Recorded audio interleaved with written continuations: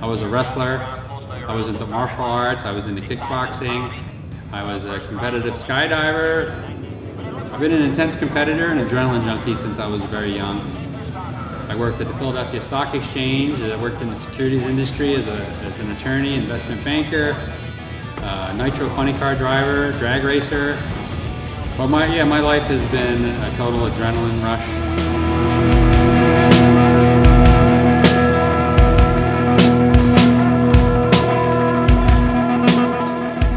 Pretty much my whole life I've been a competitor, whether it was playing games when we were kids to when I started wrestling. I started wrestling when I was 6 years old until all through high school. So that's a one-on-one sport and very competitive. I want to beat the other person.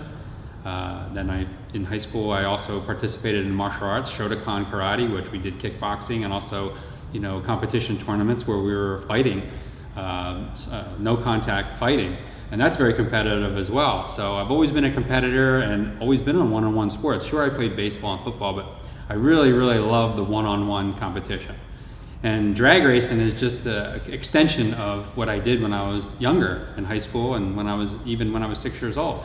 I got into drag racing when I was a young kid. When I saw Jungle Jim Lieberman when I was 13, do a full track burnout, back up 50 miles an hour, run off the track into the grass, never lifted off the throttle, went back on the track, beat the other opponent in the other lane, I was hooked on funny cars. From that point on, I knew I wanted to drive a nitro funny car someday. Worked at the Philadelphia Stock Exchange, worked for some securities companies. I went to law school, so I was a lawyer, and I was also worked as an investment banker, trader, a lot of various things in the securities industry. But I got to realize after time, I was making good money, but it was cutting into my drag racing time. If the stock market was open, I had to be at work. So my first real race car was a 1981 Camaro, and it was a super pro car, run low nines, high eights, second car. And then after that, in 1986, I bought my first alcohol funny car. And by the time I got it running, it was 1988.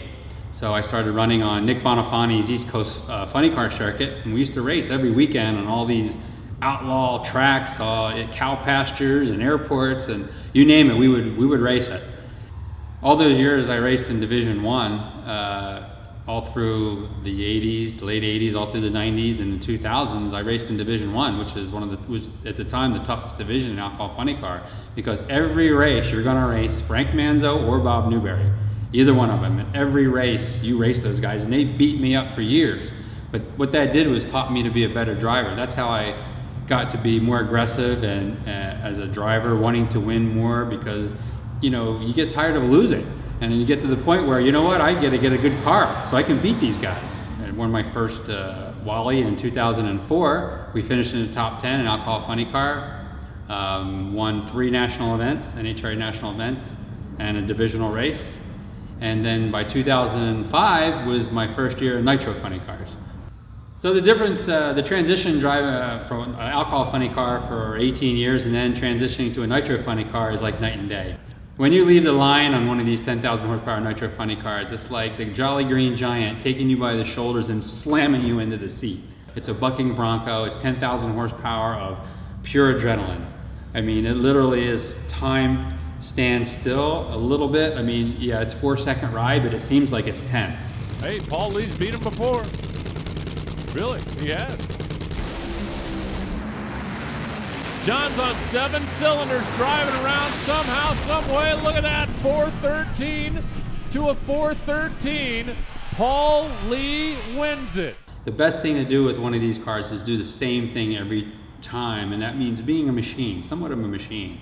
And that's okay. You do the burnout the same way. You back up from the burnout the same way. And when I say back up, meaning you're pushing your clutch in, your foot in the clutch, you're letting it out. You don't want to do that too many times, because the more you do that, you're heating up the clutch. It takes the whole team to put one of these cars together properly.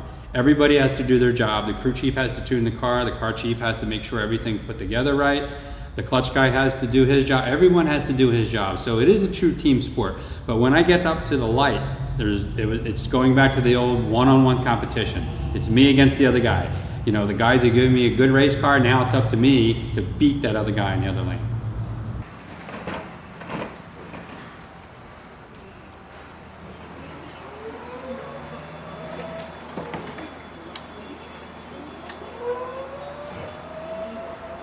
business is your employees. Everyone has to do their job. I enjoy beating the competition in a different way. Figure, why not buy my own company and become an entrepreneur myself and help my own company? So that's when I worked for Bonafani Friction. I was the CFO of Bonafani Friction, and then the McLeod Racing opportunity came from me working at Bonafani Friction. So they were a struggling company, so I decided, hey, you know what, I'm gonna go off on my own, raise the money, buy this company, and turn it around. So that's what we've done. We took a company that was struggling and we've turned it around. Now we've tripled, in the last 7 years, we've actually tripled the business of McLeod. McLeod was founded in 1971. It's now the second oldest name in the automotive aftermarket in the clutch business. It was founded by Red Roberts, who worked for Bill Hayes back from 1959 all the way up till 1970. In 1979, 15 of the 16 qualifiers in Pro Stock at the International had a McLeod clutch. That's our soft lock that we still sell to this day. Fred Taylor, our operations manager, was a Pro Stock racer back in those days, and he still works with our company and deals with a lot of the racers. McLeod's known for drag racing market, but we're also very involved in the street market, super street market, drifting, road racing, Bonneville for many years. Everything that McLeod Racing builds is built here in the USA in Orange County, California.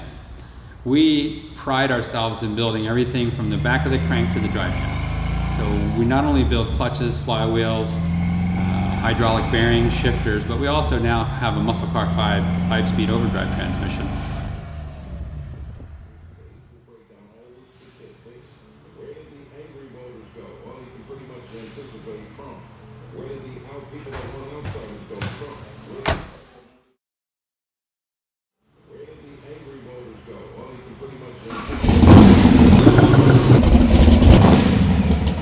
I love lots of different muscle cars. I love Camaros, I love Mustangs, I love Plymouths, but my favorite has always been the Cuda, just the way it sat.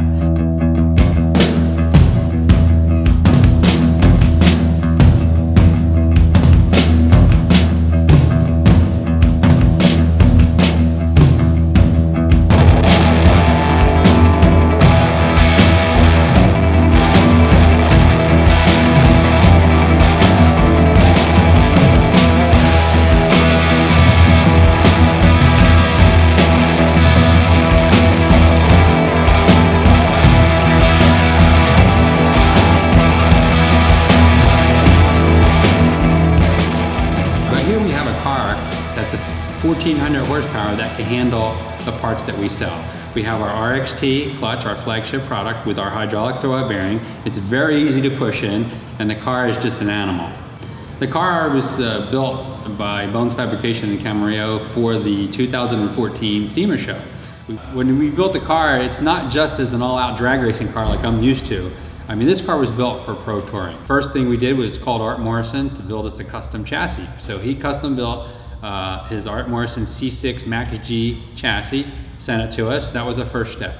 The next call was to Arrington Performance in Virginia. They build the baddest Hemi motors that there are in existence. They built us a 528 all aluminum Hemi motor for the street for this car with an F2 Pro Charger that puts out close to 1,400 horsepower. That's all coupled with a McLeod driveline and Strange Engineering rear end.